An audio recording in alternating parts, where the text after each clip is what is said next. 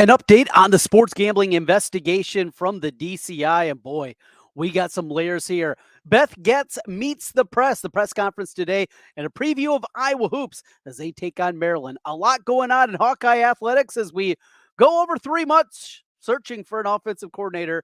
All today, Locked On Hawkeyes. You are Locked On Hawkeyes, your daily podcast on the Iowa Hawkeyes. Part of the Locked On Podcast Network, your team every day.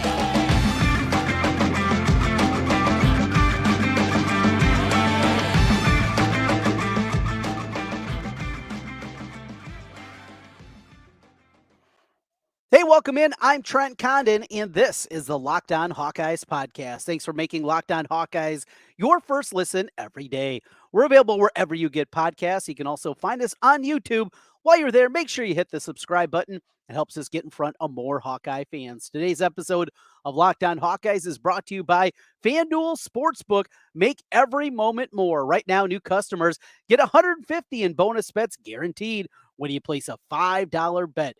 Visit FanDuel.com/lockedon to get started. Well, speaking of sports wagering, that's been something that has been quite the topic here in our state over the last 8 months or so as we look back upon it. And the sports gambling investigation has been something that on the surface, very simply, guys made a mistake. And I certainly argued at the time. I thought the punishment, certainly from the NCAA, was heavy-handed. That what came down for these athletes, and you think of guys like Noah Shannon, that saw his career come to an end for making a measly wager on a women's sporting event that just happened to be the University of Iowa. It wasn't insider information. It wasn't point fixing.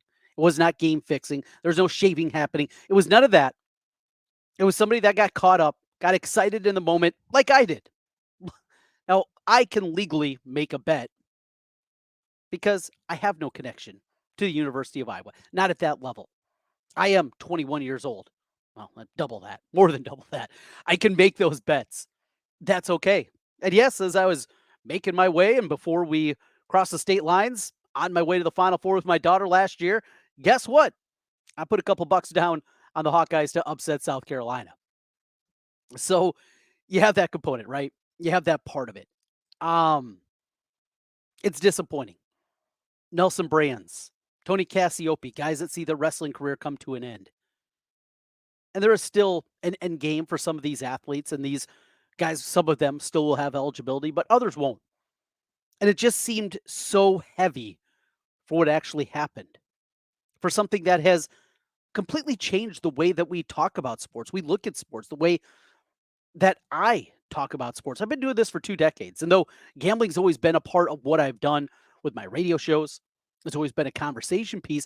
It has evolved so much in the last 5 years. Now, it's no surprise that the NCAA is slow to come around. So that's out in the clear. That's out in the open.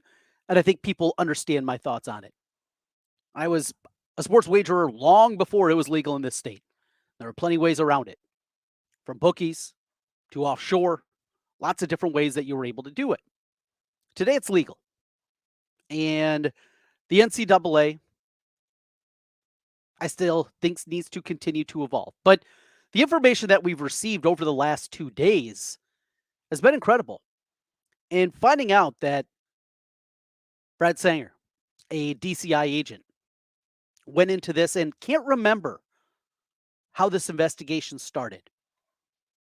As we're getting more and more information, lawyers are now talking to these DCI agents. We're finding out more. And some information that I've been able to obtain from the way that I hear it, what it sounds like is a rogue agent. Somebody that was trying to make a name for themselves, somebody that was looking to move up the ranks, those kind of things. To have these student athletes, male student athletes, targeted student athletes, that's another question that's been out there. Why didn't we hear about little Johnny that was 19 that also had an account that he wasn't supposed to? Why were none of those people charged? Why was it only athletes? That's when you get into the targeted part of this. And now we find out that potentially this was all done illegally. that there was no search warrant, that there was not geofencing when that was put up, that wasn't there. I mean, geofencing without a warrant, you can't do that. We hear from another DCI agent that was put on the case then later and was interviewing the Iowa State wrestler Panero Johnson and got a confession. He didn't think that's what this was about. This was looking at the big companies out there, and that's what they were looking at, and that's where they're going. That's what the DCI agent that was doing this interview, and then he asked off the case. I know of another agent that asked off this case. There are a lot of shady elements here. And you hope for the student athletes, they get what's coming their way. And that's money. I mean, there's damages. There are financial damages from the amount of money that they can earn with NIL now. There are future earnings that are obviously taken off the table in many different instances. The stain that comes along and being involved in something like this, high profile. And from the looks of it, Agent Sanger, he wanted it to be high profile. He wanted this something to raise his stock.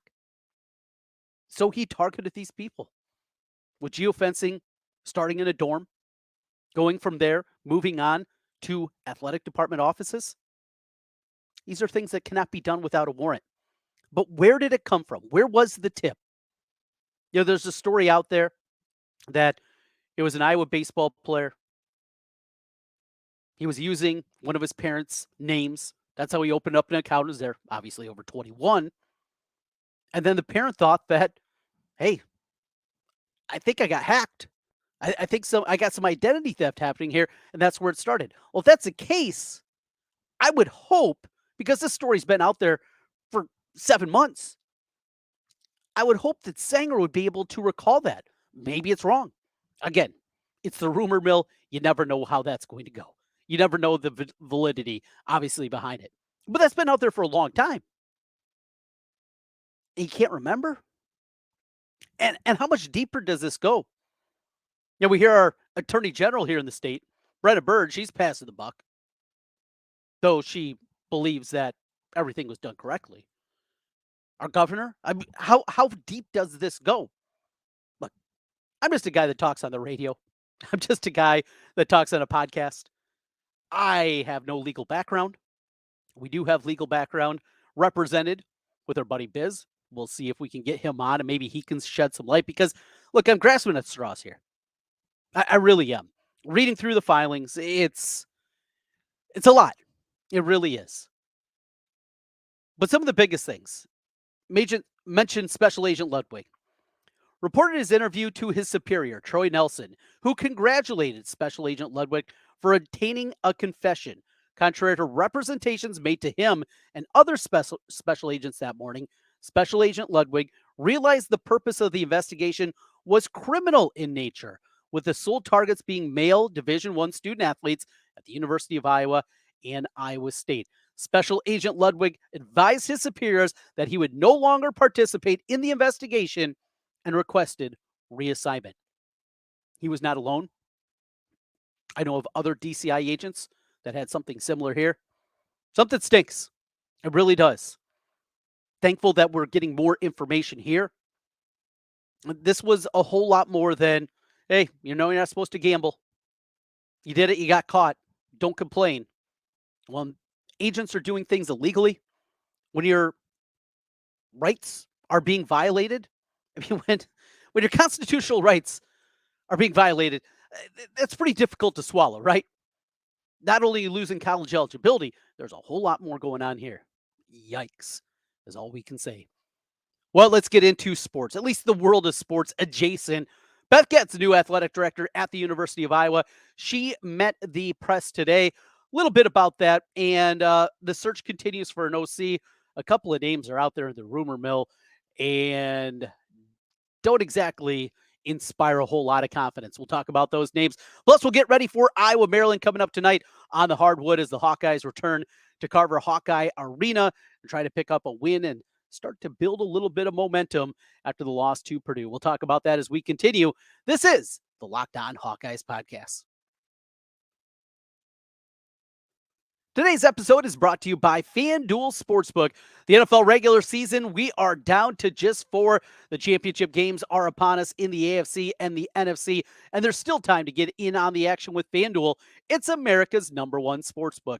Right now, new customers get 150 in bonus bets guaranteed when you place a $5 bet. That's 150 bucks in bonus bets, win or lose.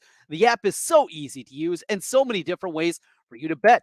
They got same game parlays and they have live same game parlays. You can find bets in the new Explore tab, make a parlay in the Parlay Hub. It's the best way to find the most popular parlays and a whole lot more. Build a big same game parlay. Find what you like in the games. Of course, college basketball. There's so much to look at there coming up with the Hawkeyes as they sit right now as a 4.5-point favorite at FanDuel over Maryland. Visit FanDuel.com/lockedon and make your first bet an easy one. That's FanDuel.com/lockedon. FanDuel, official partner of the NFL.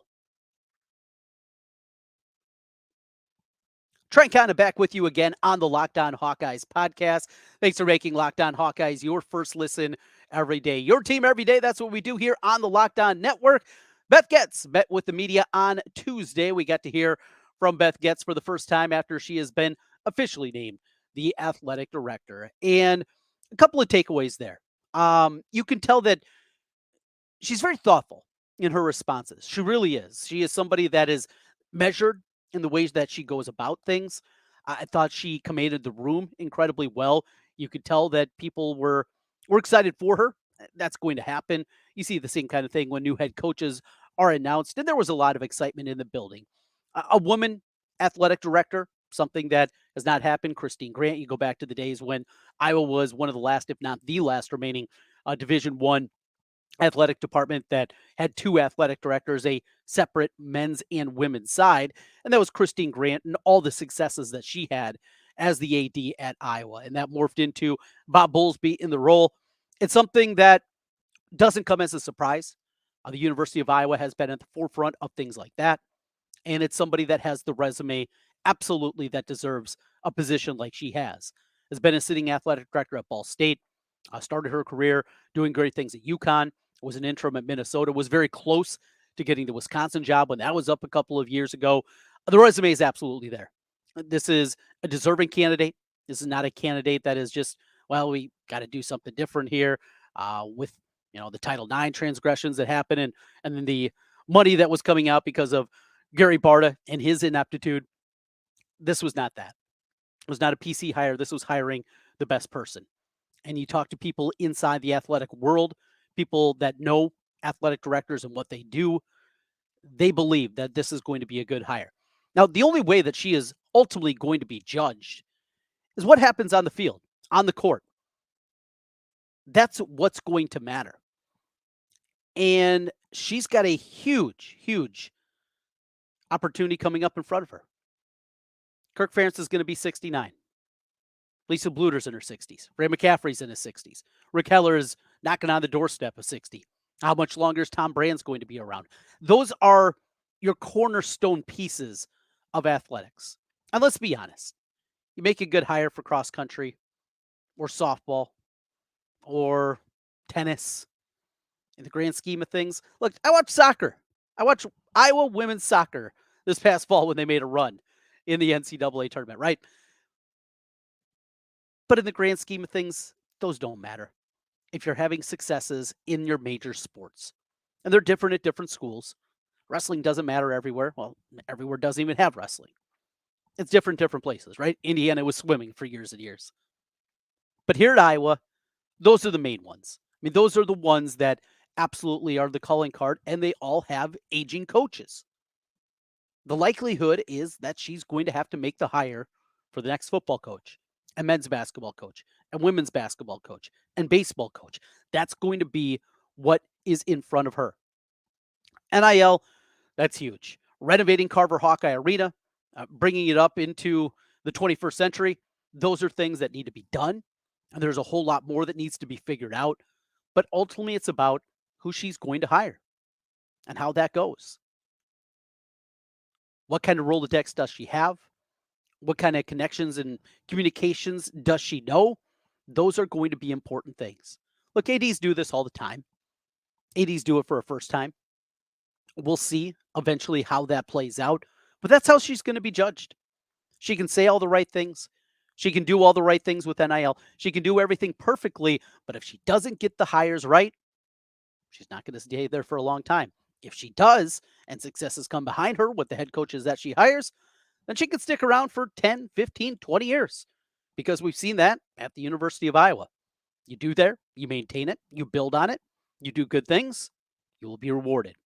And one of the most stable places in the country for athletic directors, something that is not the case, certainly across the country. Well, one place that's obviously been stable now for a quarter century, and that is the football coach at the University of Iowa, as Kirk Ferentz will be kicking off year number 25 next year. He'll do it with a new offensive coordinator. Who's that offensive coordinator going to be? I don't know. I don't know if Kirk knows. Interviews continue this week, 2 more this week, apparently one later in the week. We were talked about the potential guys that were still coaching a week ago in the NFL playoffs. Well, there's still 4 more teams that are still alive. A couple of names that were bandied about today on the social media and the message boards. It didn't inspire a ton of confidence. The first one is Luke Getsy. And I'm a Bears fan. I saw Luke Getsy. I was not terribly impressed by Luke Getsy. Luke Getsy's gone. Again, the validity of all this, we'll see. This is speculation. This is rumors. Don't need to be running out there and saying, hey, Cotton says they're talking to Luke Getsy. I don't know myself. That's been out there, and that's all this is. And that's all I'm doing for you. Passing along the rumors that are out there.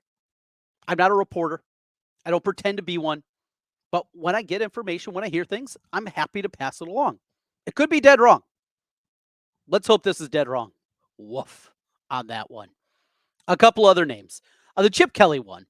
And to be honest, I don't remember if it was here or on the radio show. I brought this up, though, weeks ago because this has been out there.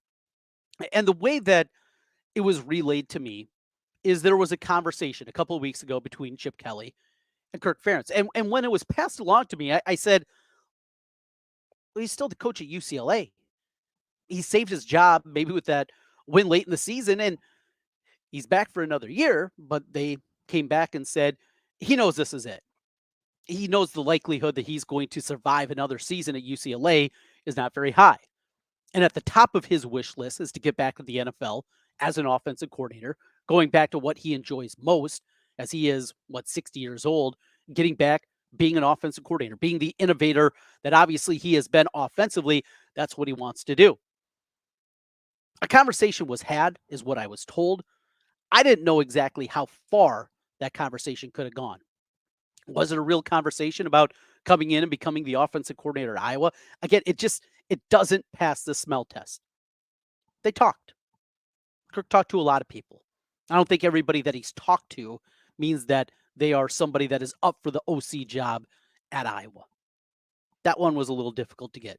And then you got Kevin Johns, who's bounced all over the place. He was at Duke most recently. He was at Indiana, had a lot of success with the Hoosiers, in the early to mid teens when he was there. He's been in Western Michigan for a year. He was at Memphis, didn't go with Norvell to Florida State. He's been involved when some head coaches got fired, but he's put up good offenses. Of those 3, Chip Kelly's not realistic. I can't. Luke Getsy, gross. Kevin Johns, I could be sold. How about that? Now, his philosophy and what he has done with offenses as an offensive coordinator does not marry with Kirk Ferentz. And maybe that would be the thing that would excite me the most, is it's not somebody that is just going to do the plain Jane same old thing. That they're, at least in the past, what he has done looks a whole lot different. Now, marriages don't exactly work. And trying to fit a round peg into a square hole, we know that doesn't work very well either. We saw what happened with Greg Davis trying to implement the horizontal passing game with the zone blocking scheme. It didn't look pretty. It was hideous. You saw James Vandenberg go from 27 touchdowns one year to 8 or 9 the next. Yeah, that's pretty bad. So just because somebody is different doesn't mean it's going to work. But that's one I could be sold on. That's one that, at least of the names that are out there right now, are intriguing. Is there more? We'll see. It's not inspiring at this point. we'll take a cautious approach. And you know what? When the press conference, Kirk brings in a guy that excites everybody. Until we see it on the field, you still have to be cautious about that too. You really do. They're just, we've seen too much of this lately. And this thing has cratered so much. This offense has taken so many steps back. The offensive line with the addition of Caden Proctor, all the starts that they have, all the just experience on offensive line. Don't they have to be good up front? The running back stable feels as deep as it's ever been, maybe at Iowa. You realistically are 5 deep, guys that at least they're confident in. And then you're bringing in a couple more freshmen. You got Xavier coming in from Indianapolis. You got Brevin Dahl coming in from ADM. You're 7 deep there. Okay. You got a quarterback, if he's healthy, and Cade McNamara, that at minimum can be competent. I'm not saying that the pieces are there that I was all of a sudden going to be a top 30 offense in college football. That's probably not realistic. Pace of play, those kind of things. But can they be okay? I don't know. I would look at it from the outside and say, yeah, I think they could be. If I am confident in my abilities as an offensive coordinator, I can make them at least adequate. Are other people thinking the same thing? Now, what happened with Tommy Rees? Guy that looks like he's going to Cleveland to be a tight ends coach. Is Kirk remaining heavy-handed? Is that the concern for some of the people out there? I don't know. But as this drags on, we get deeper and deeper into the speculation, right? And your mind just starts churning deeper and deeper. What could be this? The holdup will continue. The likelihood was we're not going to hear anything again this week, but that's where we are as the offensive coordinator turns. Wrapping things up with a little basketball talk. Iowa, Maryland coming up on the hardwood, 6 o'clock start. We'll talk about that one. The Hawkeyes have to get a win, have to get a bunch of wins, and that needs to start this evening. We'll preview the matchup. What's it going to take to get the victory in Carver as we continue Locked On Hawkeyes.